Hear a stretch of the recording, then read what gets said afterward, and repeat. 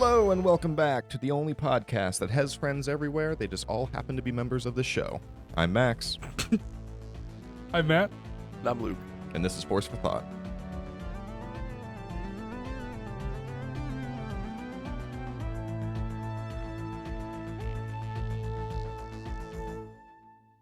All right, hello and welcome back. As the Star Wars gods would have it, this is actually our 100th episode of Force for Thought, and it just so happens to be the Andor finale. I feel like that was perfect timing because, boy, do we have a lot to talk about. So I have a little monologue prepared. I'm just going to get going because I have a lot of thoughts. But anyway. Good, but before we get into it, Max, that was a great joke. I think you undersold it. We gotta. Okay, good. I appreciate that. That was hilarious. Yeah, that was. I can't gloss over that. That was a good joke. Max set us up to be like, it's not hilarious or anything. Disagree. Yeah, I've had other ones that I'm more proud of. It's whatever. But it's Andor related, which is very appropriate. Because obviously Andor has concluded. The stage has been set for the events of Rogue One. We had some notable character deaths, quite a few notable character survivals, which I was pleasantly surprised by.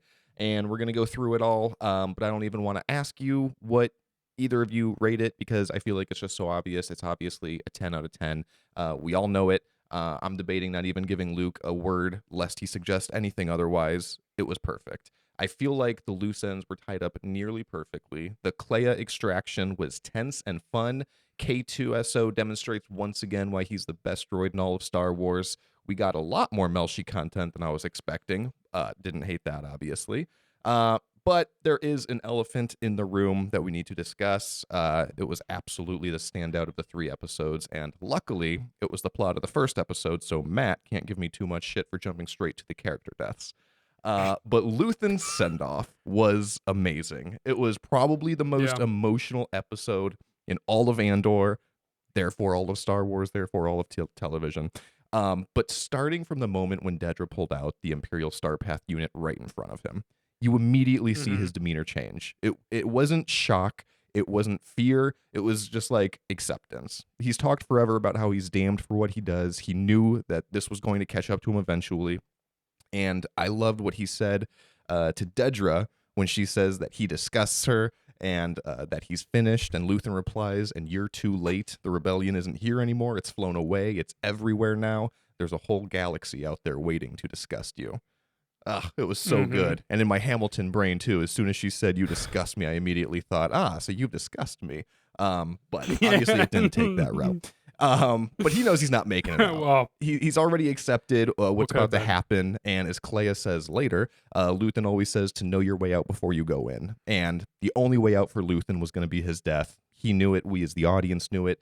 But seeing him take a dagger to his own heart absolutely wrecked me. Of course, not just a dagger. Not just a dagger. It was the Nautolan dagger, which is ironic because in his monologue to Lonnie in season 1, he says that he's condemned to use the tools of his enemy. And obviously this is the tool of his enemy because nobody likes the Nautolans. They're the worst species in all of Star Wars.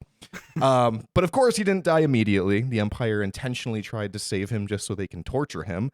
But knowing his way out before he went in, Kleya and Luthen clearly had an understanding. There was no question of whether Kleya should kill Luthen or not.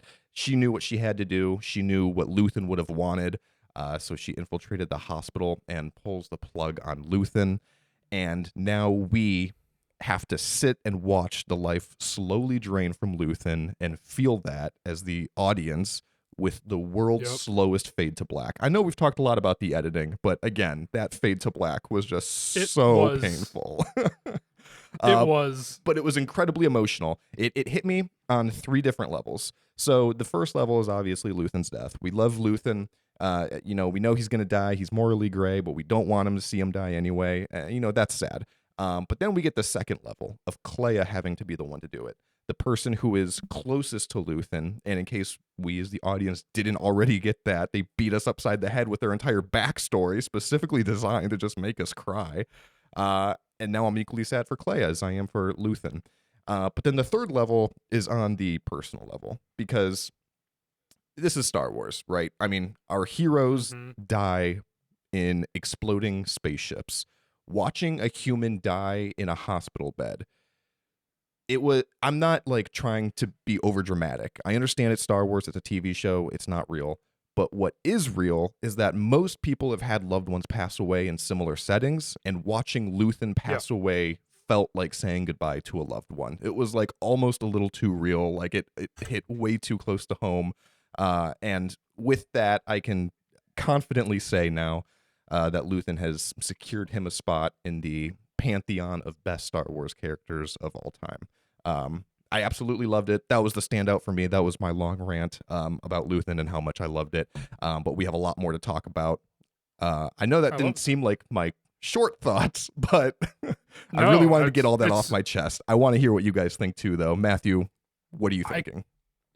I concur with everything you said. I mean, with the Luthen stuff, there's also a great shot at 16 minutes when you rewatch that episode 10, where Clea has this devastated look on her face when she sees Luthen being carted out of the antique shop. And looking back at that, it's like, oh, it's not because of what happened. It's about what she has to do next. And that's why the show is so good. And the storytelling is so great. And the fact that this entire time we're just going along with, like, yeah, Clea is his communications person, like they're a team, whatever. We don't really know the dynamic besides they trust each other, and that's about it. But then they play their hand right when you don't expect them to, and then they just gut punch you left and right in the show. Same thing with Cyril and Dedra, and then this. Um, I love. I mean, this arc was great. If we to do top level, I do not have anything organized. To that degree, Maxwell. I do have a favorite moment. I was going to ask if we could go through favorite moments as well. So this kind of can lead to overall thoughts. And a favorite moment is kind of hard to pick, but one keeps sticking out to me.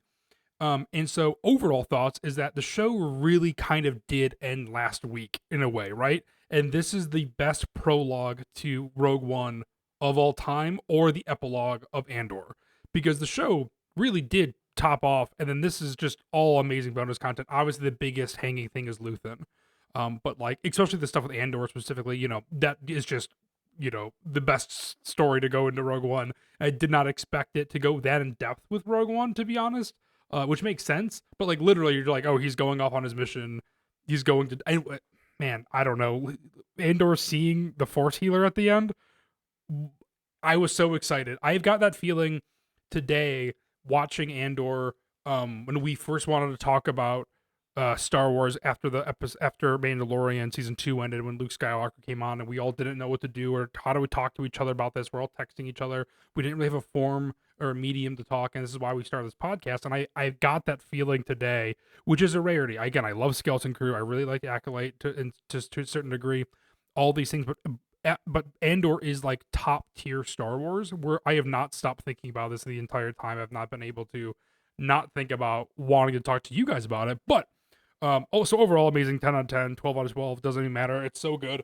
And I think my favorite moment and the most depressing moment is how clerical and how clinical these episodes are. Like Max, you said, with Luthen dying in a hospital bed, it's so real, so close to home. And people are, I feel like on the internet, a little bit complaining about how it's too dark and people are saying the words genocide and rape. But it's like these are things that, like, in war, unfortunately, massively happen.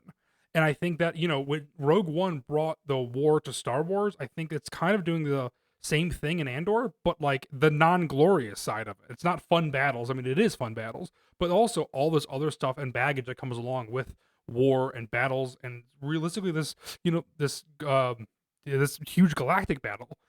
And so I think with a character that, like, I found it to be really depressing was the Dedra storyline. She gets all the Imperials. I mean, the Dedra storyline, she gets blamed for being a rebel spy because of Lonnie, and how that intertwines so beautifully, and how, yeah, it would make sense that, like, in the Empire, she would get blamed and then court-martialed basically, and then put in jail, and there's no second chance, there's no second guessing. And to me, it's like the kind of the same coin of what you're saying, Max, is like it's so real that, like, Luthen would die in a hospital bed. It's too real, but like done within, there's explosions and a bit of extravagance. And it's like the same thing with Dedra. It's like, oh my god, like, she tried her hardest, she did what she believed was to be right, and then she gets so screwed in the end.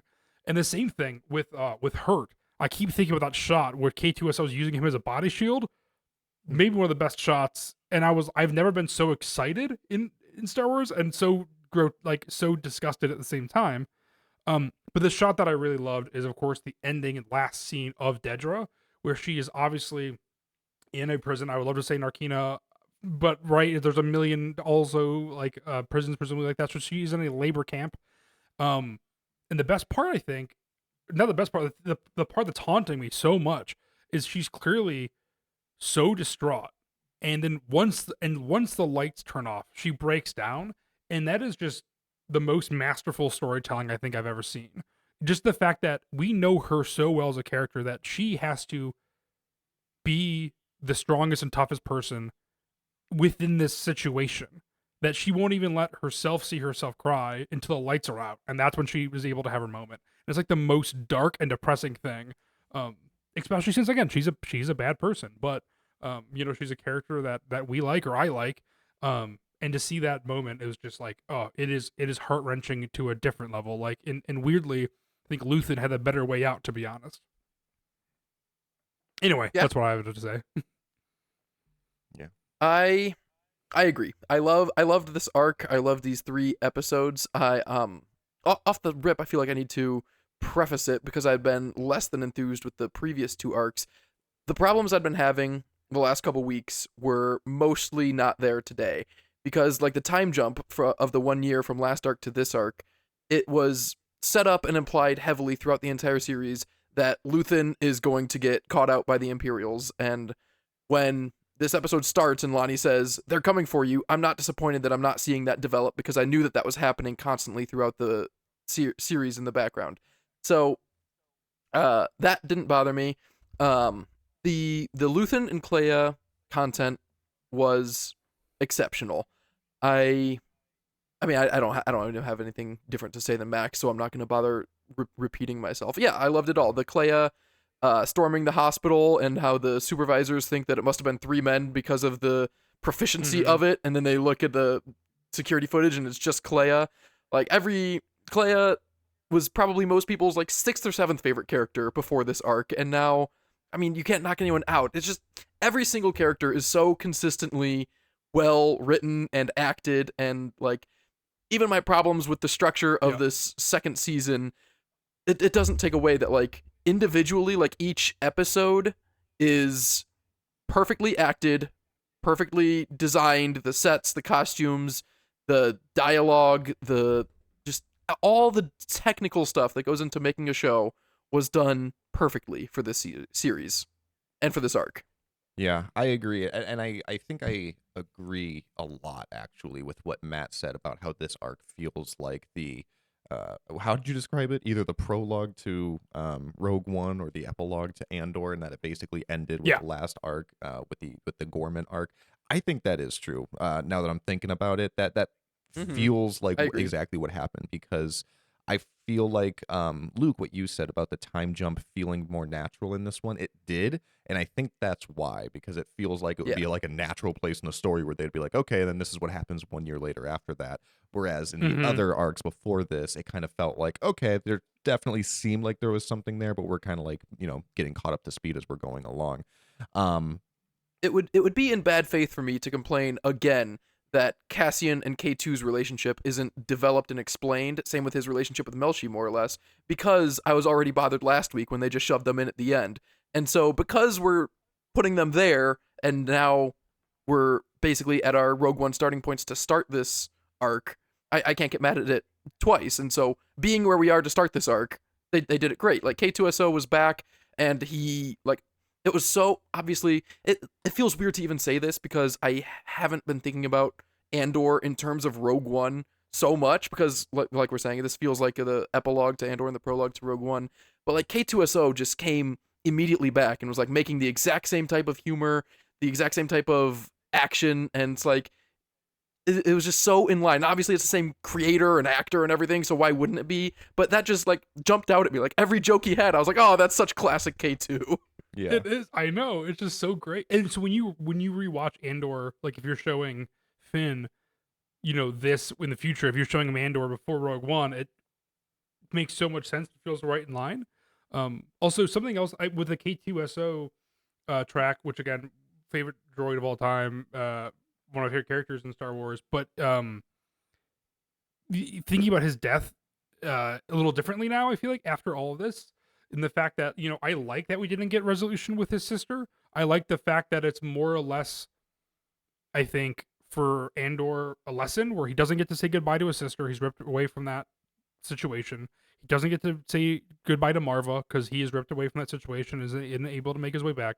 He doesn't get to say bye to Bix because she ripped herself out of that situation. And so finally, he's confronted with the ending of a character, which is K2SO, and it makes it so much more heartbreaking having that backstory now. The fact that he's unable to say goodbye to anybody, and he finally kind of gets to in a certain way, and it's that scene where K2SO sacrifices himself.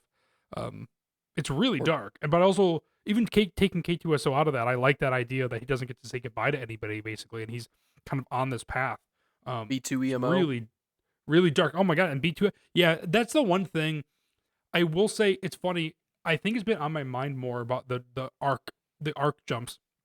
And I think this one, like I said, just because it felt more like a prologue. Um, Luke, we were talking about how it was supposed to be 5 seasons, yada yada yada, and I feel like again, in general, could I use more Andor? Absolutely, but I would have, it would have been. It's a 12. It's one of the best shows of all time. I don't have any complaints at all. But man, if we could get like just like 3 more episodes, like just in season 2, I feel like it'd be like top tier. But I'm not a greedy person, so You got to leave the audience wanting more, And we yep, and definitely that I did do. that. Because maybe 5 seasons would have overstayed its welcome. Maybe by season 4, I think it would have. like, we kind of get the idea here. I don't I think think so either. But it's hard. It's hard I to don't compare know. all this. You can't. We have the perfect setting. Also, if you want to go, I don't know. I'm sure we're gonna go walk through, but man, right when Lonnie sat down and said what he did, I knew he was not making it out of that sad so park. Let's talk about it. So we talked about the beginning of the arc. It starts with Lonnie giving this message to Luthen saying he's out. He's basically kind of burned his bridges. He's been spying on Dedra. He found out all this information about a super weapon involving what were the words that he said? Jedha, Kyber, Scarif, Urso. and Urso. Yeah. Which right after watching this, I immediately had to watch the beginning of Rogue One to see how it played into it. And it makes sense because in Rogue One, when he meets Tivik on the Ring of Catherine, he's like telling him this stuff about a super weapon. And the way Cassian is reacting, it does sound like he's hearing this for the second time now because he says something about Urso. And then Cassian says Galen Urso. And I'm like, oh, he just learned that yesterday. I was like, oh, that makes sense. But yeah, I love that, and I agree. As soon as he kind of started talking, I was like, oh, this isn't going to go well. And on my rewatch, I was kind of listening a little bit closer, and I liked the kind of, I don't know if it was a double entendre or not, but when Lonnie was asking Luthen to get out, he wanted to get out fast, and Luthen said, well, you can get out fast, and then you can get out for good. And I was There's like, good oh, and there's fast, yeah. yeah, there's fast and then there's good. And I was like, yeah, when Luthen says you're gonna be out for good, like you're gonna be out for good. Like you're done, you're dead. And I was like, phrasing. He knew the entire time that he was gonna kill him. But yeah, and then I mean it was bold in broad daylight, and I mean it was just a blaster shot to the chest. I mean, it wasn't even like like an assassination or any sort of like subtle assassination. I mean, I don't know. I thought it was crazy. I liked it a lot. You knew that the dominoes were falling quickly right after that opening scene. Yeah, I love when Dedra shows up too, because you're like, presumably this is the end, but also we have 3. It's the first 20 minutes of the first episode of this arc, so you're like, is this testing the waters? Like, is she going to come back? Is he going to be able to get out of there? And I don't think he knew until she again fully showed her hand. And be like, oh, this is you're fucked. I like that cat and mouse banter back and forth.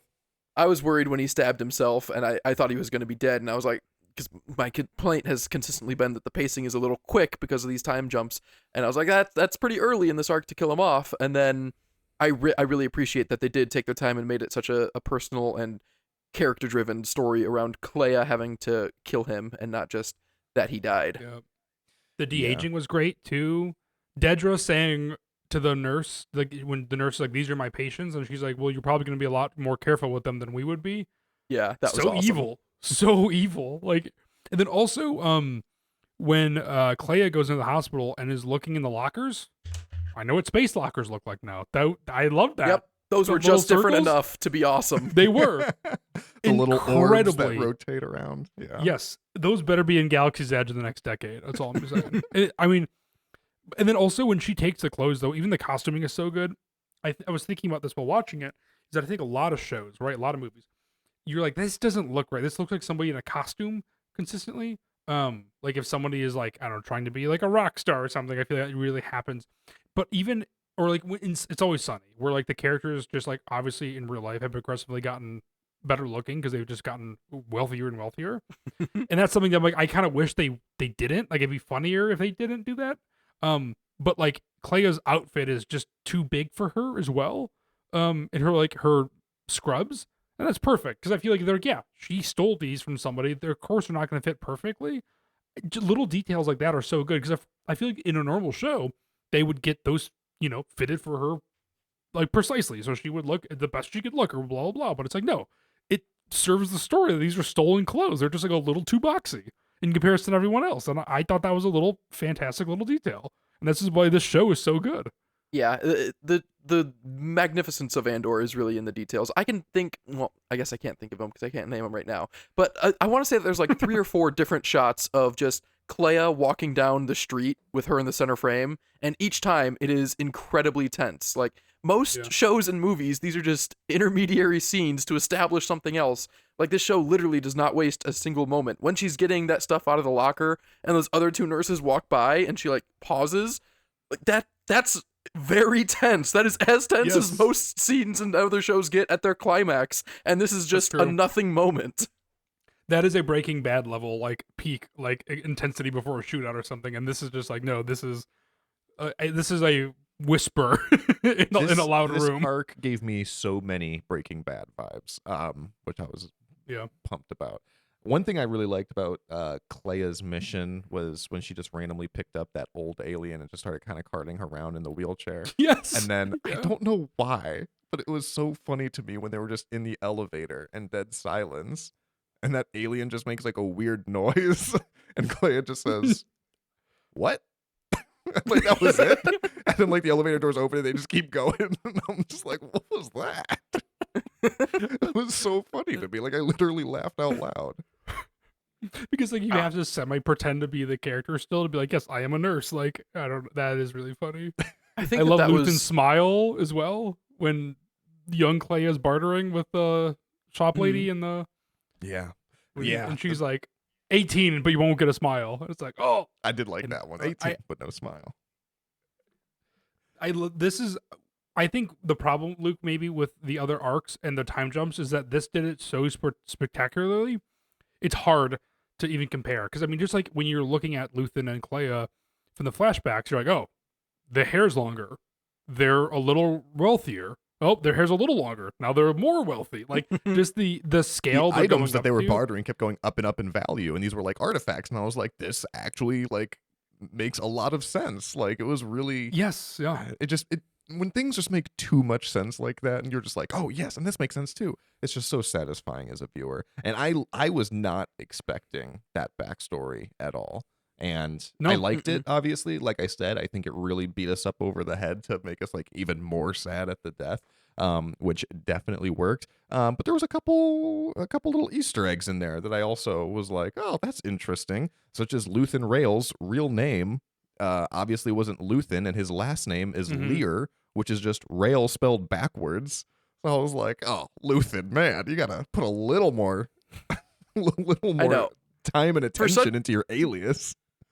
For such a sophisticated creator that Tony Gilroy is, I mean, based off this and Rogue One and nothing else, I don't know the man that well, but he is such a cheeky bastard at times. Like, the Arabesh on the hospital was named after Lena So, like, from the Chancellor from the High Republic. Like, you didn't have to do this, Tony Gilroy. Like, thank you.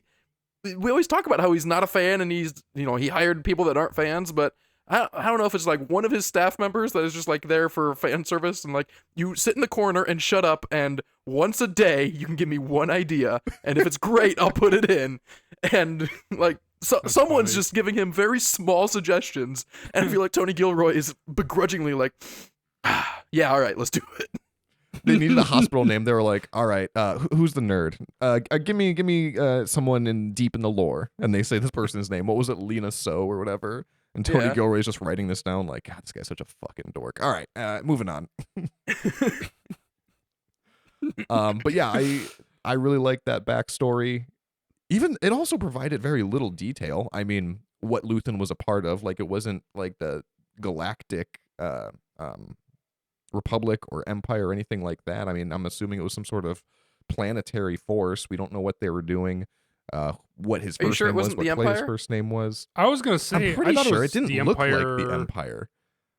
It didn't I thought have it their could have been- insignia on it, but I was looking very hard for an insignia. Like every time he was walking forward, I was like, "Ooh, turn your whole body to the left so I can see your shoulder." But yeah, we didn't Yeah. see anything. I thought Empire, but they didn't confirm anything. But I feel like it had to have been Empire just for the fact of his hate towards them and why he starts the rebellion is my right, I think instinct. that And I feel like there's also maybe a different faction. I mean, I'm sure there's going to be comics, honestly, about it too, where he's part of some sort of special group that is doing this thing, which is why they look a little different. They don't have the insignia on them. Like, I could see that go. I mean, this is all speculation, obviously, but I can see it going down that route. But I feel like it has to be the Empire in order for him to be such a hardcore, and staunch rebel, basically.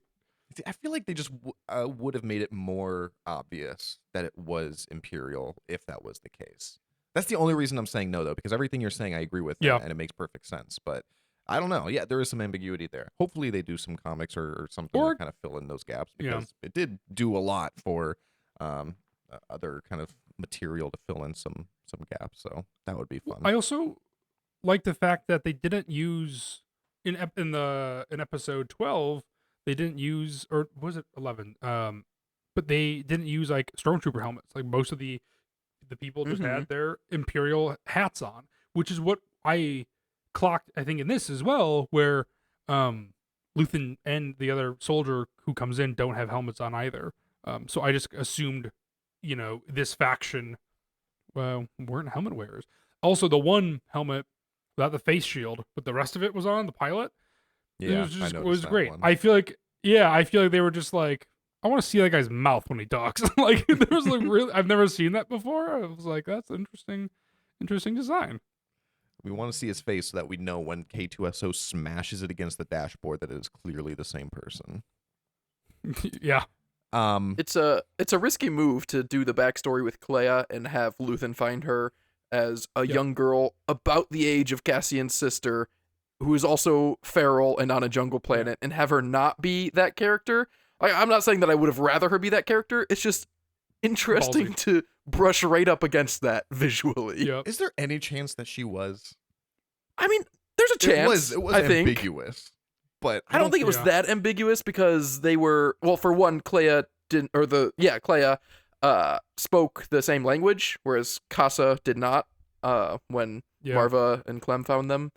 And, but which that might have changed. I mean, who knows? But also they were like clearing out a basement and what seemed to be buildings from what we heard in the background, and they had, that's good. it was all in the wilderness. So I don't think it was his sister. But I also- it's weird that they got that close to it.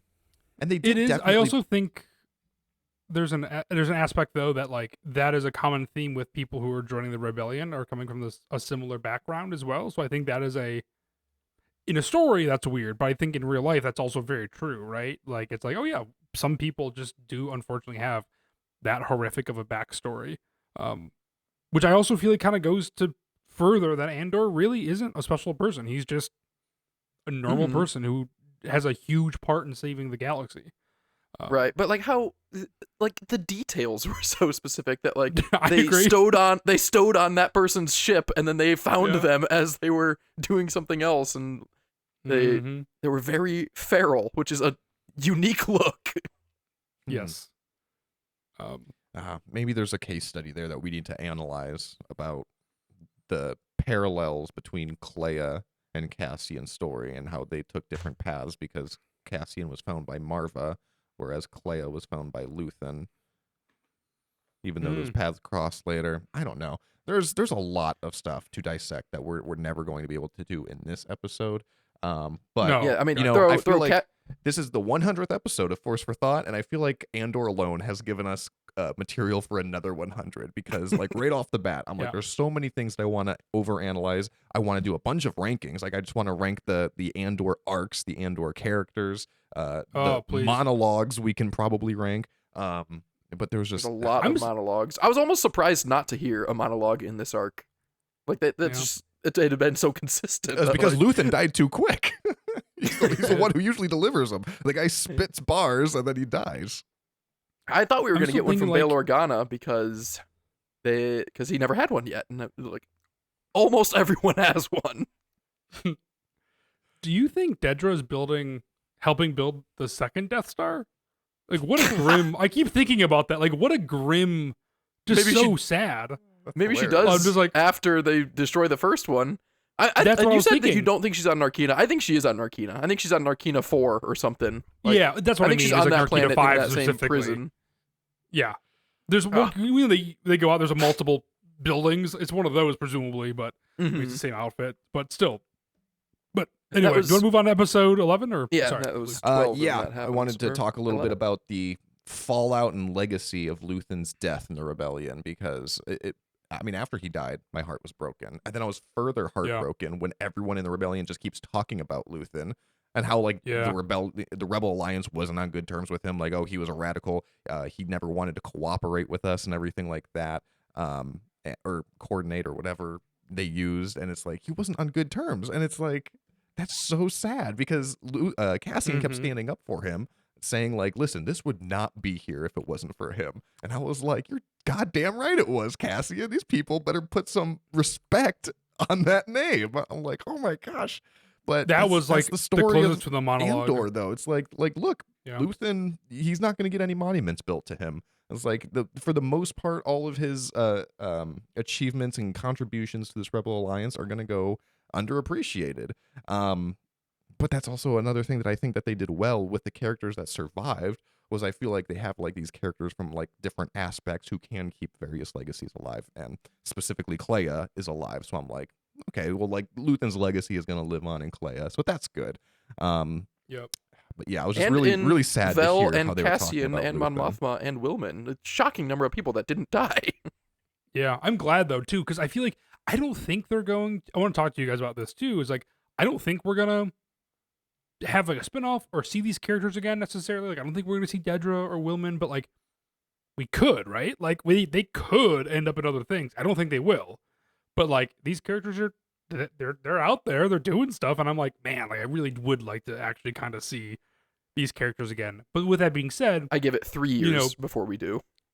yeah, I don't know. I just feel like if Tony Gilroy's not going to be writing them or this group, I don't know if it'll have the same. I don't want them to like bastardize Wilman. You can take or leave. You can do whatever. I feel like right, but it's like I don't think some of these characters we're going to see.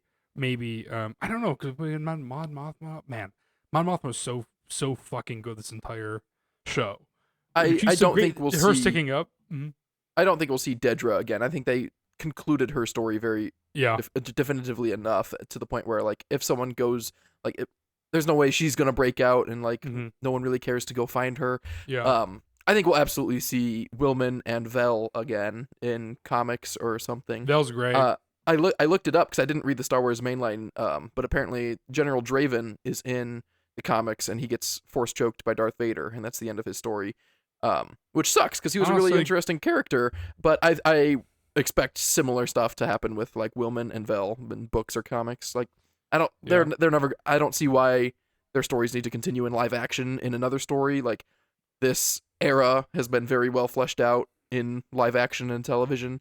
Yeah. But the characters are still great, and why wouldn't you want to use them in a book or a comic for supporting characters or whatever? What's unique about Andor is that because it was so good, it attracted such a large audience that isn't like your typical hardcore Star Wars fan. And I saw one comment online that I cracked up about. I'm assuming this person was being innocent, so I don't want to say that this was just a dumb comment. But they were like, "Oh, I really want to see a spinoff of Melshi and Clea," and I'm like, Melshi dies in like 24 hours. Like he's not long for this world. Maybe they meant Vel and Clea, because I want to see them get married and move to Mina Rao, and then have like a Three's Company kind of thing with Bix, where they all raise Cassian's baby, and they all have like a different relationship with Cassian. So, yeah, I would speaking- actually like to see that too. There's no way you've seen Three's Company though. You just know the reference that they live together, I assume. Did I do the reference right? I was hoping. I mean, kind of, yes. Except it was the '70s, so the guy John Ritter's character had to pretend to be gay to live with two other women. So, No, I want Vel and Clea to definitely be gay together. Like, they're a couple. like graphically. Yeah. yeah. That's not what I'm getting at, but I was really happy when I saw that last scene because, well, first off, the whole thing with Bix having the baby, I literally out loud said, "Oh, of course," right? I was like, "That's so obvious, Yeah. that's stupid." But I was so happy to see that it was back on the planet with B2EMO, and that's how they brought him back in, because I saw a bunch of memes that were making me really sad prior to the release, where they were making fun of Cassian for abandoning B2EMO and immediately gravitating towards K2, like the Andy from Toy Story meme when he's like, "I don't want to play with you anymore." I was like, "Oh, justice for B2EMO." And then I saw him back on the planet, and I was like, "Oh, he's gonna help raise his kid." I was like, "That's perfect. That's so much better." It is. yes, that was me. I was bothered that we didn't see B2EMO for 4 years there. Yeah. I agree. Well, he's I doing agree. well. The kid, the last shot, I'm like also scrolling through these episodes while we're talking about them, but of course, since we're recording on OBS, I won't actually play. Oh shit, it's actually playing, which makes me think OBS is not recording anymore. Okay, it is. I'm not sure what's going on. Anyway, I watched Star Wars while we record before. I don't think that would be a problem. really? Mhm. Interesting, because it's a screen record, so it doesn't let me watch it. It also probably we can talk about this later. It's not working for me. But the last shot, we've talked about this a little bit, and the fact that maybe it's just me, and I don't always think that like, oh, people are force sensitive or whatever. But the last shot is weird, right? Because I think this show, this season specifically, hints a little bit at Bix being able to sense things, just like the Force healer. And then the last shot, it lingers for such a long time, which I love. I love the fact that they have a baby and stuff too, and the fact that is just more good going into the world as well. But then there's a last minute where Bix looks off, and it just feels like she's sensing something, like Cassian flying by or going to his destiny or something. Like Getting it's blown just up by the Death Star. literally something. I was just like, it just feels, I don't know, just that brief moment. I don't know. I feel like there's that little head nod at the end is like such a great little mystery. It felt to me like the Inception top spin, where it's like, oh, like that as a ending, but it feels like there's something more there to investigate mentally. That's Anyway, I good. keep thinking about that too. I did not get that vibe from it, but that is interesting. I loved the ending because one, we get to see B2EMO, and I'd been very bothered that we had abandoned him. Again, also because we went to Mina Rao, which makes me feel like there is more cohesion in this season that I felt had been lacking also. And it retroactively makes me like the Bix leaving moment better, because last week I was saying I didn't like that because it felt underdeveloped, but if she knew she was pregnant, that is a massive motivating force to get her to leave, and yeah, she can't fight that fight anymore, and so she can't just stay, and that's what I felt was missing last week, and now they tied that up perfectly. It also, in my opinion, makes it very conclusive that whatever that guy's name was on Mina Rao was sticking up, or that Brasso was sticking up for him, and that guy did not sell them out, because why would she go back to Mina Rao if these people did sell them out? Aegon Mayface, I'm sorry. I owe you an apology, Luke.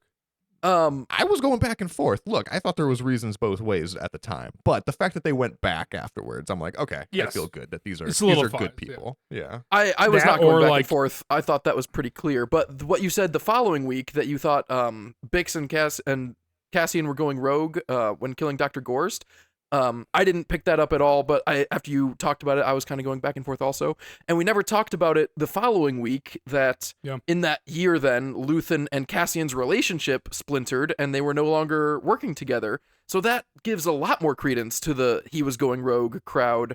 And I haven't seen that discussed yet, because like after episode 6, that was what there was to talk about. And after episode 9, that was not what we had to talk about. But I'm excited to go back to that discussion in the future, looking at the season as a whole. Me too. I'm on the fence now. I was on the that was a Luthen mission side of the fence, and now I don't know. I am still firmly in the camp of that was a Luthen mission. What's interesting is that was more up for debate than I thought it actually was, because I did put out a poll on Threads, I think it was, and we got nearly 1,000 people to answer the poll, and about 1/3 of them thought that it was them going rogue. 2/3 thought that it was a Luthen mission, and I'm definitely still in that camp. But there is, in my opinion, because I'm so confident that it was a Luthen mission, I thought that was a shockingly large amount of people. I thought so too at the time, but then I was bothered and when episode 7 started and they had no more the relationship had fundamentally changed, and I was like, oh man, well I wish we had seen that before and like we got to see more of Cassian going rogue. Well, wait a minute. Maybe we did. Matt said we did. Yeah. Just going to the ending real quick. How about the? Did you guys watch the credits? The John Williams score kicks in halfway through the credits. No. What is that about? Like, is that like the Star Wars title theme? Yeah, very very odd. It was like, obviously it segues. Like, I don't know. It just feels like thematically it just leads into like, you know what happens in Rogue One. That's what's happening during the credits. Anyway, here's A New Hope. Like, it just and Rogue One doesn't have any credits, so that's where it starts. Oh my gosh, it's so smart. Oh, that's crazy. Yeah. That is crazy. I gotta rewatch I wonder if that. that's why. That just blew my mind. That is crazy, Max. That's their way to put the song at the beginning of Rogue One. Yeah. Wow. That is interesting. Whoa. I That could be either the smartest comment or the dumbest comment. Now I feel like I can't. Oh man, that is. Oh my gosh. I don't know how I feel about that either. I think it's brilliant if that's why. But either way, it's like, yeah, it's. I think it's the last song that plays or so over the credits. Which I just had on because I finished it kind of like starstruck for a little bit. Just edging the entire time, and then the John Williams came on. Is just so. So when we show our kids A New Hope, and then we say, okay, now you got to watch Rogue One, and they say, oh, there's no theme song, we're gonna be like, actually, you got to watch the prequel. There is a theme song. It leads right into this movie. That's true. All right, so let's talk about some other loose ends that were tied up. So we talked about Dedra being imprisoned. Let's talk about some of the ISB members, because Partagaz is dead. Hirt is dead. We talked about that. That was a sick death by K2. And I'm pretty sure like the entire ISB is dead. Like they made that pretty clear, right? Like the ISB is being shuttered. I don't even think that agency is going to be operating anymore. Is kind of no. That's what another clerical thing is, like all these people basically just getting blamed for the same thing until it hits to nobody, right? And the whole thing is fractured. Who was Partagaz listening to before he kills himself? He's listening to a message talking about the rebellion. He's like, it's spreading, isn't it? That was Nimic. That was what Nimic's was that? manifesto. That was Nemic's manifesto. Thank you. This it was. Okay. That's I was like, why does that voice sound so familiar? Oh, I was so wrapped up in it, guys. I'm glad that you brought that up, actually. I almost didn't even mention that. But yeah, I was so glad that they brought that up. Because I think Luke, you said that was like your favorite monologue in all of season 1. Yeah. Yeah. And the show is when they started doing that, it was like just talking over stuff. And the first time we heard that, when Cassian, I think at the start of episode 11 of season 1, Cassian's like listening to the recording of it, and then that's like how it ends the monologue, and you see like, oh, he was talking to Cassian the whole time, or Cassian was listening to the recording the whole time. And when we started it this time, I wasn't worried because I had so much faith in the show, but a lesser version of the show would just have that as a monologue played over some images for the audience, and it wouldn't be like an in-universe person listening to a recording of it. And I was curious at who would be listening to it if like Cassian was going to be showing it to someone else. But yeah, Major Partagaz listening to it, and like, I mean, that moment is open for interpretation, like whether he was like starting to sympathize with the rebels, or he just thought that it was a feudal fight for the Empire to control the galaxy because freedom is such a pure idea and it happens everywhere. Like that, I don't have a definitive answer even in my own head. I wouldn't dare to present one here. But then, yeah, him shooting himself like a Nazi in 1945. That was just such a perfect ending for his character arc, because he's getting blamed for stuff that wasn't really his fault, and that's the what the Empire is doing wrong. And now Supervisor Legret, who's just falling upwards consistently, getting saved by Lonnie, and then he handled the Mon Mothma speech because whoever wasn't in yet, and he was just on call, and he's just the next guy in line apparently every time, and he's the worst supervisor, like even worse than Lonnie, who was a rebel spy, and now he's going to be the one in charge. I don't think that the ISB is closing, although I guess I was going to present evidence from rebels, but that all takes place before this anyway, so maybe it does. I mean, Colonel Yularen is in the boardroom, for lack of a better term, meeting with Darth Vader and Admiral Mahdi when he force chokes him, which I guess is still only a day from now. So I don't know. I can't think of any specific examples of the ISB. Yeah, I can't think of any examples from the ISB in the Empire Strikes Back and actual Rebellion era. But there's a couple moments I think they specifically show, though. Like, I feel like usually we see crowded rooms, full tables, and when Partagaz is in that big circular room with all the tables are like half moons, like there's a lot of empty seats with like people scattered throughout only. I feel like that is another aspect that they're just basically killing off their own people. I mean, this feels like, to me, visually, since the last time we've seen them, every room has been like less and less people. I think maybe visually we're meant to believe that this has been an ongoing problem and now it's hitting our main characters. Because when you see the ISB, I feel like in season 1, even in the beginning of this season, it's full of people, and then I feel like every single time they show the grounds of the ISB building, there's like nobody in any room. So I am on board with Max, just because I felt that like that was so weird that they show this wide shot and there's like 4 people. It felt like a class that nobody wanted to go to. There's like 4 people in this massive lecture hall that are working. Yeah, So you're convincing me, because also I have to go back and listen to that. It's not quite a monologue, but when Partagaz first asks like what they're doing there, and Dedramiro says the mission statement of the ISB, and it's like to seek out potential threats and stuff, and that it would be in line that they no longer need to do that once they go into open civil war with the rebellion, and their plan now is to just dominate them with fear of the Death Star, and you don't need the Galactic Senate either. It would make sense that the ISB could go at that same time if the Death Star is going to be the end all. And I need to go back and rewatch the first episode of season 2 to find out how exactly he phrased it. But I feel like when they were talking about ISB's role in Gorman, Partagaz was very excited because he said something about how like this is going to solidify the ISB's position in the Empire something like that. And then when Krennic started to get involved, and I think it was the last episode when they were yelling at Hirt, they said something, Krennic said something about adding his name to the growing list of the ISB Death March.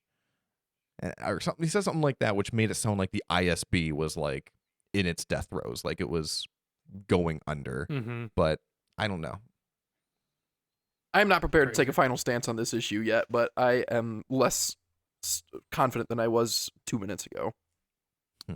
How do you guys feel about the Krennic interrogation scene with Dedra, and the weirdest use of putting your finger on someone's head I've ever seen? So scary though.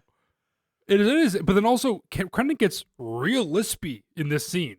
Like I think that actor in general has a very natural lisp, but it was like really hardcore in this scene. I feel like he just got like dental work done before he filmed, because I feel like that kept sticking out to me. He did. He said a word when he was talking about his reputation. He said, "Had my reputation fallen so precipitously?" But like the way he said it was really weird. Like it's like I know exactly Daffy what Duck a little bit. Yeah. He's not quite a character of himself, but I do feel like he decided to be more Krennic than in Rogue One. A lot of people were saying that online. They were like, where was this sass in Rogue One when he's like talking about Calkite alternative, and like everything else. But also, I do like that in the fact that he is so tame in front of Vader, right? And people like in these higher ups, Grand Moff Tarkin. All of a sudden he's the beta. Yes, exactly. Yeah, that's maybe that's why. Which is, again, I'm gonna say that's probably why they did that. Also, the scene with the security guy. Exactly. The security guy is like, my cousin has an application with the ISB. I laughed so hard at that. It's like, shut the fuck up. It's so funny. I really liked too when Krennic was talking to Partagaz after Hirt walked away, and it was like they were like friends almost when he was like, I can't protect you anymore, Leo. And then Mhm. Partagaz is like, you were supposed to have the Death Star finished by now, and he's like, we are days away. And you like save Yeah. your servant for Palpatine. Like, I mean, like there was no new news in that. Like we already knew No. all that, but I just really liked hearing it and kind of like the butting of heads from these different departments and how like yeah, everyone's pointing their fingers at each other. Yep. Oh, the other thing was, it felt so out of world, which is so funny, in the fact that this is just the basis of the world and what they're talking about. But within Rogue One and everything, they're talking about this Star Killer, uh, and then or this weapon, but then when they make Dedra say Death Star, it was like I don't. It sent shivers down my spine for some reason. I just was like, oh, that is what we're talking about. Like we obviously know that's what we're talking about, but like the fact that like he makes her say it is just so spooky for some reason. Yeah. I was worried at first when she admitted that the memo was sent to her by mistake, and that's how this whole House of Cards came crumbling down. I was like, oh, that's underdeveloped and we should have seen that more in that year prior. But then I thought about it more, and I was like, no, that's actually kind of hilarious. I'm okay with this. That is really interesting that the death by bureaucracy is, like, if you trace it all the way up to True. where it first went wrong, it's just someone sent a memo to the wrong email address. That's Yeah. hilarious. Yeah. That is. I also was a little nervous at first too when episode 10 just started, and it just starts on this beat of like, oh, the ISB is on to you, Luthen, and it's like, wait, what? Like, Yeah. I knew they were after Axis, but like, what happened? But then in episode 11, they finally come back around, and Dedra talks about how she like found this person who Krennic's group Yeah. tortured to death, and how they were picked up by a rebel using a Fondor Hallcraft or whatever, and she was able to locate that back to Luthen. So I was glad that they went back and addressed that if we, didn't see all of it. I do like how she kind of ended up becoming like Cyril adjacent, where she's on top the entire time in that relationship, in that power dynamic, and all of a sudden she gets screwed. And then I love when she's in her cell and all of her badges are stripped away and her uniform is so plain. It was so like dehumanizing. I feel like, which is just so depressing in a weird way because you follow this character forever. Also, the comms lady who's checking out Clea's communication thing is like super impressed is really funny. Yeah. And I forget what she Makes says, a but really then her funny like face. yeah, cool, because her boss is like, no, don't say that. Yeah. There was a Um, couple moments like that were funny, but the tone and pace of the show, like, it doesn't give you any time to actually laugh at it. The funniest part to me, but it wasn't presented as a joke. I guess it kind of was when Saw Gerrera had his scene, and he ended it with like, "You have no idea where I am," and then it cuts off, and they're like, Yeah. "He's on Jeddah." Yeah, he's on Jeddah. Yeah, he's definitely on Jeddah. I agree. I thought that scene was funny too. And he was just like I going feel like- crazy. But that's the same way they talked about Luthen too. I was like, you're looping like Luthen in with Saw and everything. I'm like, oh my Mhm. goodness. That I'll be say that funny- was my only complaint about Andor season 2 was not nearly enough Saw content. I know I'm like the only one who's asking for it, but he had his legs in, I think it was episode 6, and we never see how he gets blown off. I was really hoping we were going to get like some Saw action content, but that's fine. Oh, that would be good. When at first, I mean, I had my tinfoil hat on when Willman started walking around with a limp. I was like, oh my god, Saw took his legs for something. And I was like, no, he got injured on Gorman. That's how the Yes. last arc ended. But that's I thought like the exact pretty- same that- thing too, because I was like, oh, he's limping like Luthen. Oh my gosh, or limping like Saw. I was like, that makes so much sense because he's doing those drugs like Saw. He's turning into Saw. And then I had the same revelation. I was like, oh no, he broke his leg. They made a big deal about that. Yeah. Do you think the main stormtrooper guy, when they're going into the building, the apartment building, when the door shuts, he knew he was going to look cool in that moment. Did you guys feel that? Because he's like looking straight at the camera. He's got his blaster hold. Like I'm like, oh, he knows he looks cool in this scene when they're filming it. Who It's did? just another one of those small details where it's like, this could be an average moment, but we're just going to make it exceptional because Yes. why When not? the troopers are going into the elevator to go to the apartment complex where Kalea is at, and like the main Oh, bald and they're guy who's entering like the leading the elevator? command. Yeah, that guy Yes, who's the door huge. shuts. I mean, did you Yes. notice that guy's like 6'4"? Like that guy was huge. Like when they were in the That's- ship, that he was, shows like, you- ducking. I was like, that is a big That shows you man. how what Max thinks is tall as 6'4". Me and Luke over here, tall kings. I am 6 foot when rounding up to the nearest whole inch. Speaking of like death by bureaucracy with the Dedra thing, I also found it poetically amazing how they couldn't get any stormtrooper reinforcements because they were all chasing down this hazmat situation. That they said that Yes. Clea has an infectious disease. Another I love that. it was their own doing once again. Like they were just foiled by themselves. If it isn't the consequences of their own actions. Matt, if you really like that Dedra shot of her in the prison, do you wish that there was an after credit scene of her meeting her shift supervisor and that shift supervisor being Kino Loy? Oh God. Yes. No, but also no. They separate by race and gender, or species and gender. There were no girls on Arcana 5. Wow, I guess I didn't even realize that they did. I remember them doing it by species because we made a big deal about how like they were just trying to cut the budget and they were just like, how do we make this all humans? Logistically, that makes sense though. How would you imprison everyone at once? I didn't. There's not really enough make the connection bathrooms that they like did it by that. gender too, though. I'm 90% sure because don't they have no privacy when they're going to the bathroom? Like I know the Empire is not all that accommodating. Yeah. But that would have been Or something that are I'd they notice super if there was a progressive? girl on the can. On the can. Interesting. Oh, I'm 90% sure there were no girls on Arcana 5. That's probably what made it so I think- good. you are. Says like an 8-year-old boy.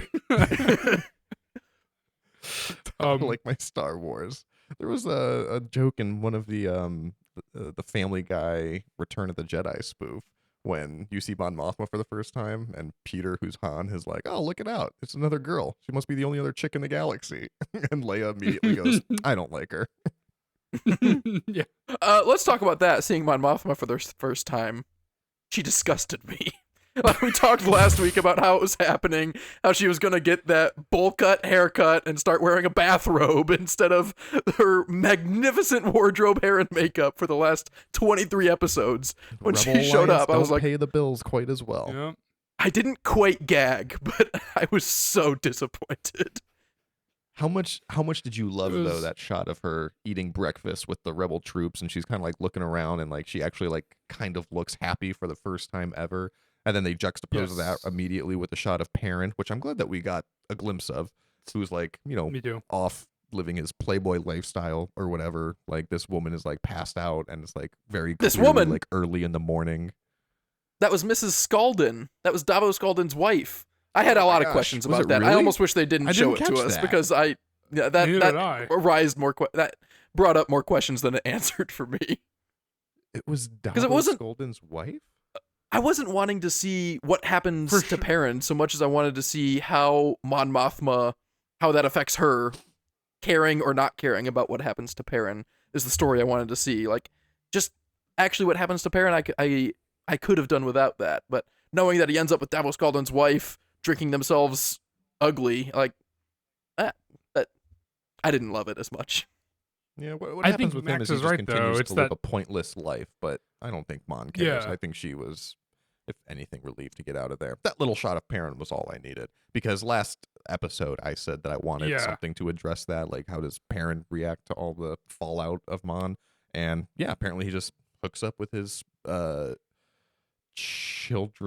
child's father-in-law's wife.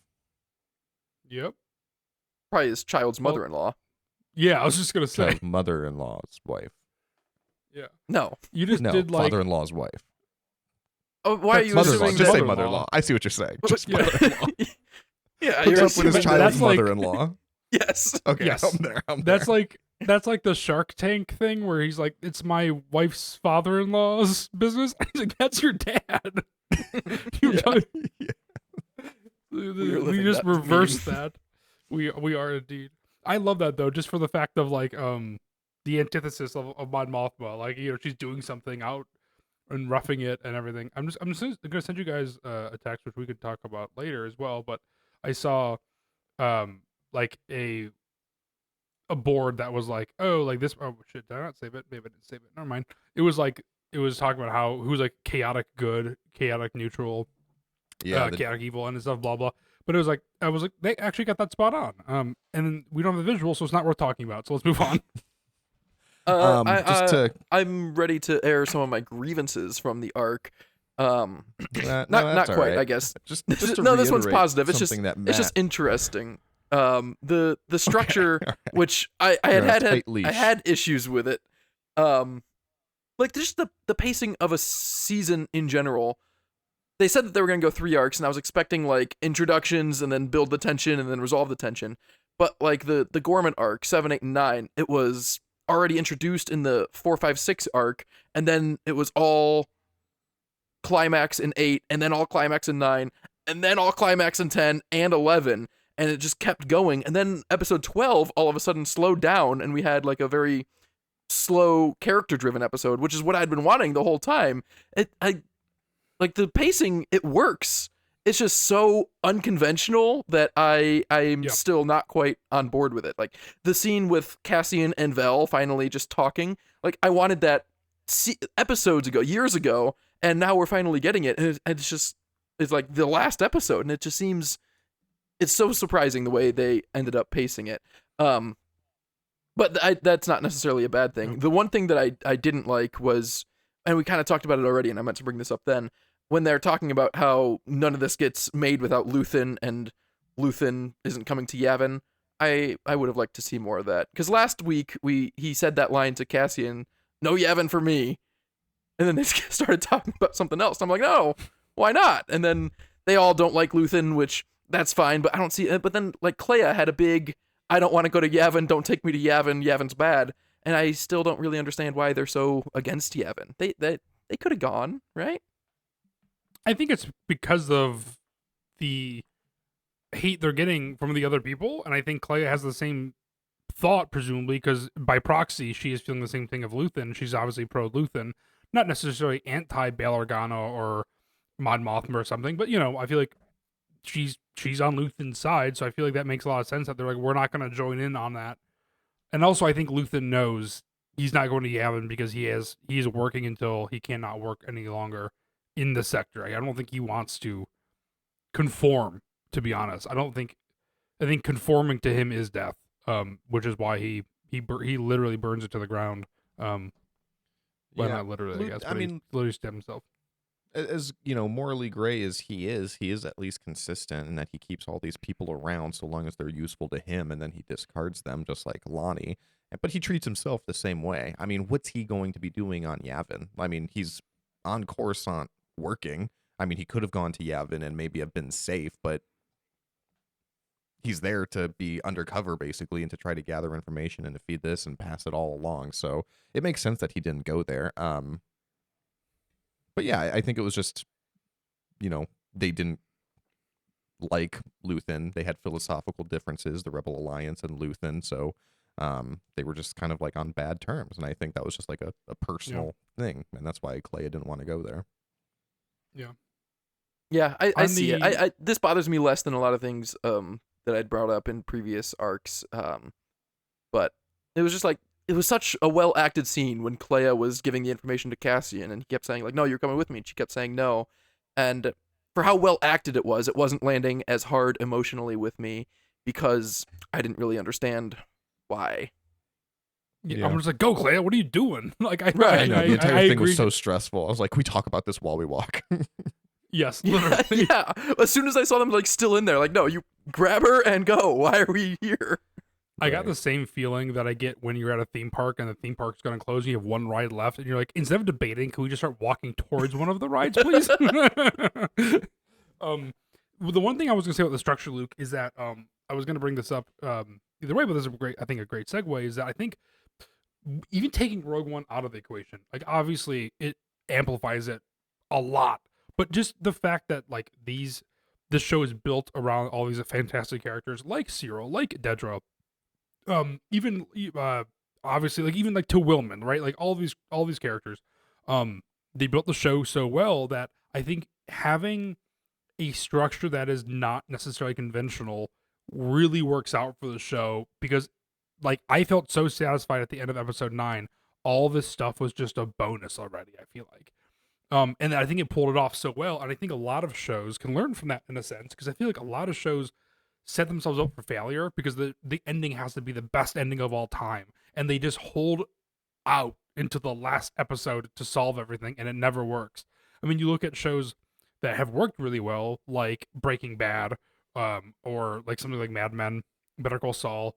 But then you look at 9 times out of 10, they're significantly worse. Like every show, Game of Thrones obviously may be the biggest example because the ride is so good, and then the ending is it's like, oh, no, that was a show where the ride, the journey, the adventure is the actual the rewarding part. The ending is not, and they built it up so much because in the last season they're just kind of flailing around. Same thing with Dexter. It's like they just end in like the weirdest, worst way possible, and so it's like you put everything on this last episode. Instead, I feel like Andor was like, hey, guess what? You're gonna have 6 episodes of ending every single aspect of the show. We're not just gonna tie in. What if the Luthen stuff happened simultaneously with Andor? Like, how bad would that would have sucked? Or like in the same episode? It's like, no, that was its own episode. You didn't even see Andor in episode 10, and it's like Mhm. so much better off for that. And I feel like a lot of shows would be scared not to show their main character. And I think that this is Andor is a great example of showing unconventional ways to how to tell a story. Yeah, maybe on a rewatch I will end up liking it better because now that you say that, it is different, and that's not necessarily bad. It's just not what I was expecting. That they put Yeah. like the climax to the show in episodes 7, 8, and 9, and then put all the character based stuff in episodes 10, 11, 12, which is just atypical. And like, Yeah. that's the kind of stuff that I kept clamoring for in episodes 4, 5, 6, and 7, 8, and 9. And then it was just all backloaded, which is odd, Mhm. but we did get it. And that's like the stuff that I was directly asking for. And it leads to like that emotional montage at the end with Andor walking so goddamn cool through the forest. You're like, yeah. What if in an alternative scene, Andor's walking so cool, but then those monsters come back from episode 3 and just they kill him right away? But like you get, Just, I mean, it wraps up everybody so well. I mean, obviously we know these characters for the most part go on to do other things, but like you said, like Mon Mothma being happy, slumming it in comparison to this really royal wedding we get to see, X amount of episodes later. I mean, like Dedra, you get to see the Force healer Saw Gerrera looking out, which is so freaking cool. You're like, oh, he's at Jeddah, he's looking out. You know what's gonna come to him as well. And also Cassian's jacket really sticks out to me because it sticks out to me in Rogue One as well because he's got like a random rope going through the top of his shoulder. I never understood that design choice. Like I feel like a lot of times Star Wars is just Star Wars, and that one really gets me because I was like, that is no purpose at all.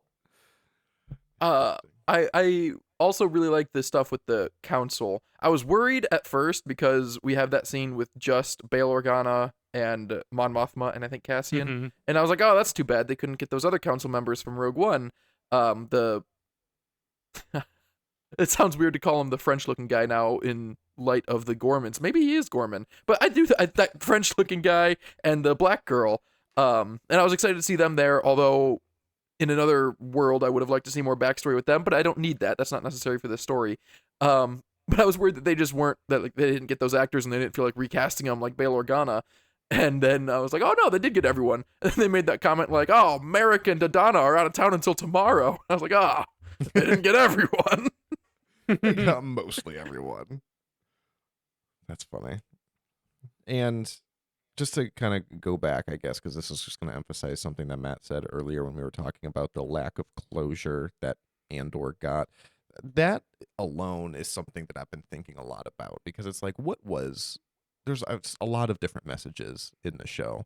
And I feel like for as nicely as like a bow that they put on the show, a big part of the message was that not everything ends nicely. Like there is a lot of like lack of closure because I got really excited in the last episode for a second when we got that flashback or dream or whatever of Cassian's sister, and I was like, oh, they are gonna address it, and then it was like, nope, we're not gonna address it, and then Vel made that big thing to Cassian about how he should reach out to Bix and he should probably do it sooner rather than later. And then obviously he didn't, and I was like, oh man, why would they just say that?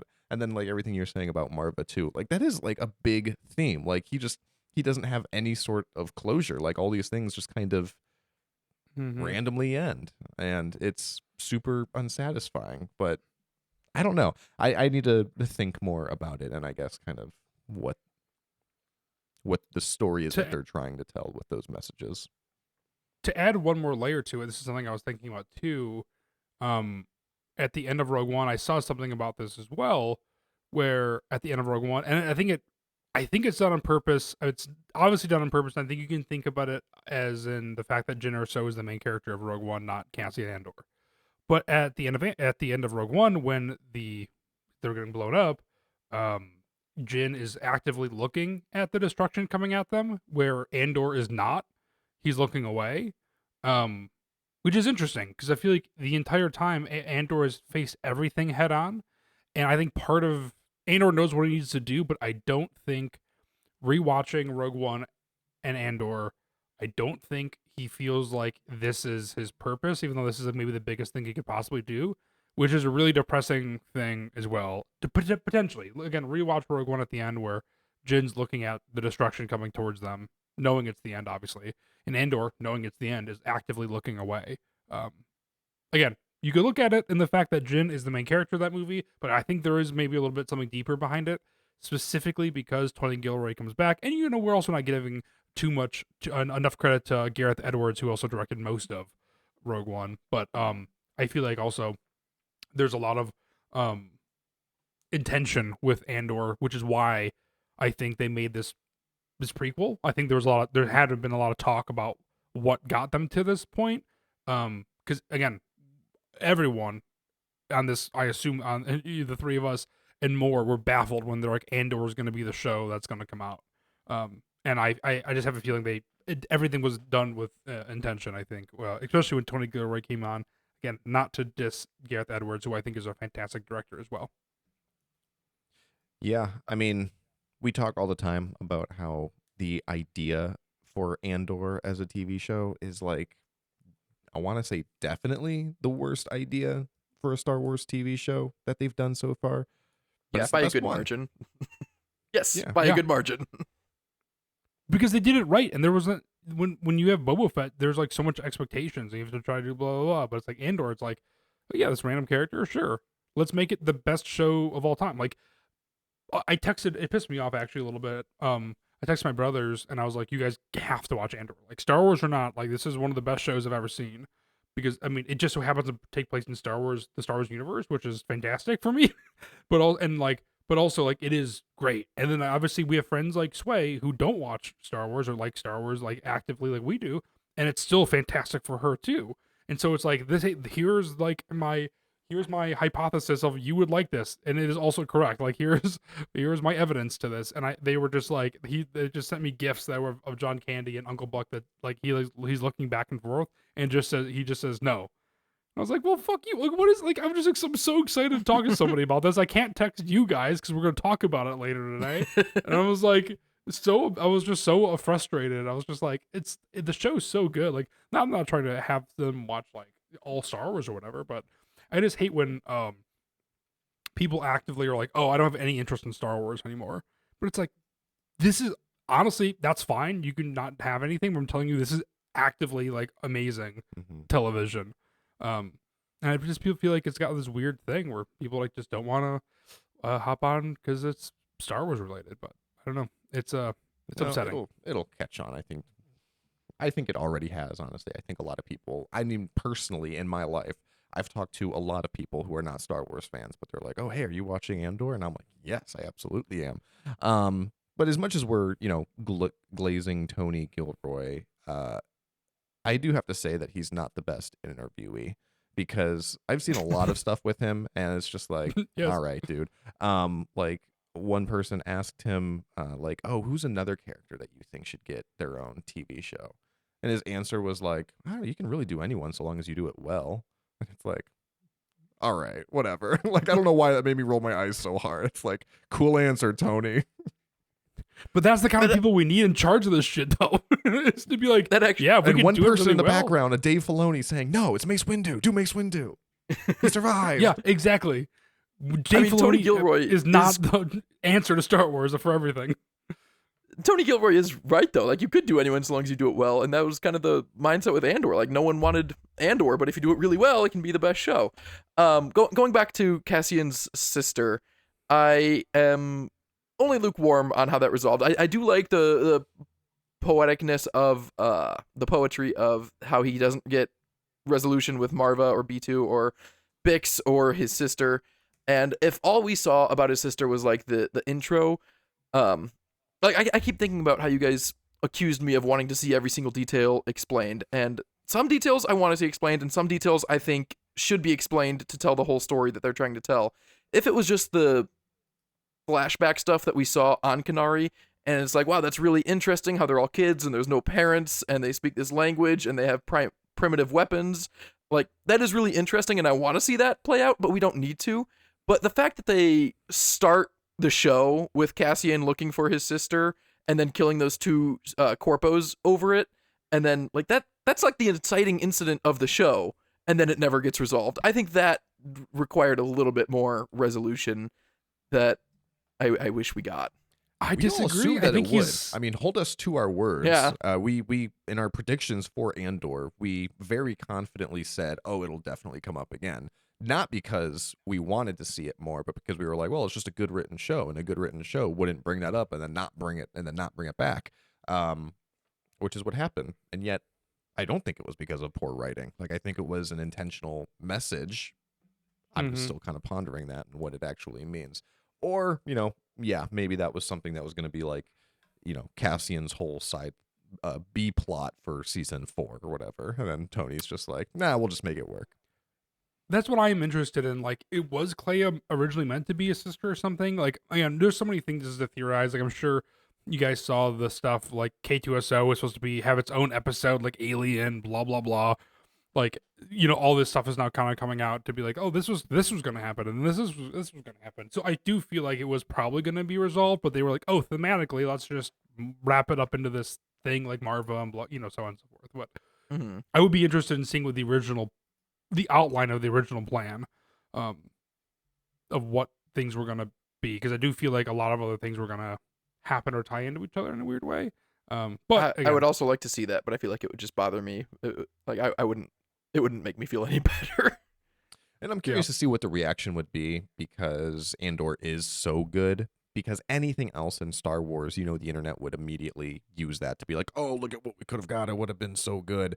Duel of the Fates is the alternative script to Rise of Skywalker is a common one, where it's like, we've actually slightly went better, over that maybe. and, reviewed it, and it's not that much better than Rise of Skywalker. But it's everyone not. just wants to say that the grass is greener and whatever. That's because they read one scene, which is the ending scene, and they're like, "Oh, the Jedi were there," and that's it. That's it. We read it. Did we read all of it, or did I just do the Spark Notes version? I don't remember, but like we were. You read all of it and then summed it up for us. Because we were all like, "Yeah, that's fine." I don't know. There's no. Another moment that I liked that brought attention to something else that I didn't like, unfortunately. Willman and Cassian have that moment, kind of mourning Luthen, where he tells Willman that Luthen died, and they're sad over it together. And that's the kind of like character beat that I feel like was missing from the previous arcs, because they just didn't have time to get through all this plot stuff. And then all of a sudden, the series finale is having time to breathe and get into character stuff. Like, I like that we got that moment between Cassian and Will for Luthen, but that just makes it sting all the harder that we didn't get anything like that between Cassian, Will, and Bix over Brasso, because I saw Willman and Brasso's relationship, and it was very close, and Brasso saved Willman on Ferrix, and Brasso was trying to save Willman on Minarao and got killed for it, and it was kind of Willman's fault, and we never even got to see Cassian like sad about Brasso, and it's stuff like that I feel like was definitely missing from the previous arcs, but I'm glad that we got to see them talk about Luthen in this one. Would it help if Andor and Bix's child's name is Brasso Jr.? Oh, it would. Junior, It he's should actually be. the dad. She was pregnant for 6 years. Oh my god, that would be such a perfect name too. And it'll have to be Marva if it's a boy, if it's a girl. But now it's a boy. Are you gonna have another kid now? Just to name it it's gotta- Brasso. Yeah. I've already seen I it want shot to down now. pretty quickly, so I don't think it's a widespread conspiracy, but I did see one person Poe asking Dameron? if this baby is Poe Dameron, and Yeah. people were like, no. No. Like, they No. very, very clearly established who Poe Dameron's parents are in a lot Yeah. of comics and a lot of books. Like, that they're not going to retcon. Yeah. I could see them retconning it though. for mainstream TV or movies versus books and comics, I could see that. But no, I agree. They're not. And also, why? Why? Like, why? Like, not everyone needs to be related. We're fine. That's the whole point of Andor. Is Right. like He's just some guy. he's just some guy, and the fact that'd be like, but this is Poe Dameron. He's not very nice to a couple of people in Last Jedi. Bail Organa had some nice moments in this arc. As much as I was clear that I'm bothered that they recast him, I can't deny that he wasn't a great Bail Organa. I mean, he is. I can't really judge the acting of Jimmy Smits or this guy whose name escapes me now after talking Benjamin about it for a Bratt. whole fucking week. Thank you, Benjamin Bratt. I mean, they both do the performances perfectly fine, but Benjamin Bratt is way more attractive than Jimmy Smits, so that's exclusively an upgrade. Just like, it's one of those things also, like the idea of recasting him is horrible, but the execution, yeah, you did a great job. You got another Latin man about the same age, but way cuter. Great job. He's the cutest boy. Why? It sounds like this podcast just shits on Jimmy Smits so much. Because last time we kept insinuating that he was also morbidly obese. Yeah. Because you were being cowards and just didn't want to admit that Benjamin Bratt is a very attractive man, and so you had to reduce it to his body size. No, but I do He's got agree. better facial symmetry or something. He is just He does. cuter. I agree Jimmy with Smits is Matt like- when he said that Benjamin Bratt probably is a better Bail Organa anyway. I mean, he probably is. Like, there would be people that would be a better Leia Organa because Carrie Fisher wasn't that great of an actress, but, like, you can't just recast people just to recast them. Bail Organa is not on the same level as Leia Organa. He's not on the same level. I digress. We discussed this. Yes, we're not gonna get to it. Also, sorry, Max, go on. No, I was going to say if anyone else had any other thoughts about Andor. Oh man, it feels so sad to say that. It feels like I'm going to a funeral. It's weird. I was just gonna say thanks to one random victory on YouTube for commenting on Andor episode 7 through 9 review, saying they were digging the concrete on Gorman to make rocks to throw. That was Yes. spot on smart, I thought. I was very excited to see that because that made a lot of sense. And right away, Yes. I was like, yeah, that makes... Because we even see them throw rocks, and it didn't even cross my mind as to how they got that. but- Exactly. I was thinking the same thing. Like right when I read that comment, it all clicked because I was like, oh, I remember those scenes. Yep, they do that. But I was just gonna say thanks to one random victory for pointing that out. In their excitement. But no, like I said, I can't stress enough how much Andor is so good. I'm excited to see what the three of us are gonna do with it next. If we're gonna review the season 2 again, if we're gonna go through and rewatch all of it plus Rogue One. If we're gonna have Sway back, I told Luke I really want to rank. I know next week.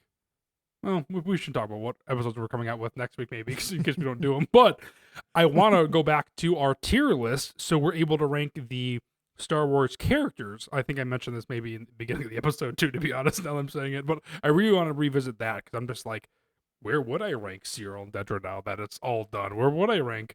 All these people, are they an S tier? Are they an A tier? So I'm very excited to go through that again, and I'm very excited to rewatch Andor with my wife, who every single time I say something, she's like, "I thought that character was bad," and I'm like, "Yeah, but you kind of like them, but you kind of don't." And it's like very confused, and she's just like, "I don't understand. Andor was like the worst character in Rogue One." I was like, "That's what I said like 2 years ago, but now it's all different." Yes. Rest assured, we will be addressing more Andor in the future. I really want to rank all of the arcs because I want to know where these Me arcs too. land for you guys. Because it sounds like Luke has Aldani very high. So, we'll talk about that at some point. Yeah, that's Luke, a great. any other that's a great final episode idea. thoughts about Andor? Nope. This was a tremendous send off to the character and towed the line between epilogue to Andor and prologue to Rogue One very well. although I still have my issues that that's the structure that they went with. What they did was tremendous. You're here. Absolutely. Does anyone have any force for thought? I do. I was watching Revenge of the Sith, maybe Attack of the Clones, actually, now that I'm thinking about it. It was a scene between Anakin and Padme. And That sounds Padme like says Attack. if they find out, then you'll be asked to leave the Jedi Order. I doubt the Queen would let me continue to serve as senator. And I was like, well, why not? You can be a senator with a husband. Is it because it's a scandal that you're dating a Jedi? Like, I assume doesn't seem- scandal, yeah. It's a real That Princess doesn't seem- Diana situation. that doesn't seem too bad. I mean, she is a former queen. Like, politically, there you can't get a better resume for being a senator. I feel like she should be able to survive. Why is that on her? Anakin's the Right. one who's taking the vow, right? Yeah, she doesn't need to be celibate. I mean, yeah, is she being publicly shamed for leading a Jedi astray? Or she's I don't know. like, she really is trying to get out of this relationship, trying to convince him, like, we really can't do this. And he's like, no. But that's what I when I was watching that. She said, "I doubt the Queen would let me serve." Why? You can serve. Right. You can do whatever you want, Padme. That's a good Interesting. force for thought, Luke. That is The queen's just a girl boss. She just doesn't want anyone to be under the influence of no man. Yeah, maybe it's a queen specific thing. Like this current queen right now happens to be very conservative, and She's dating outside of Naboobian culture.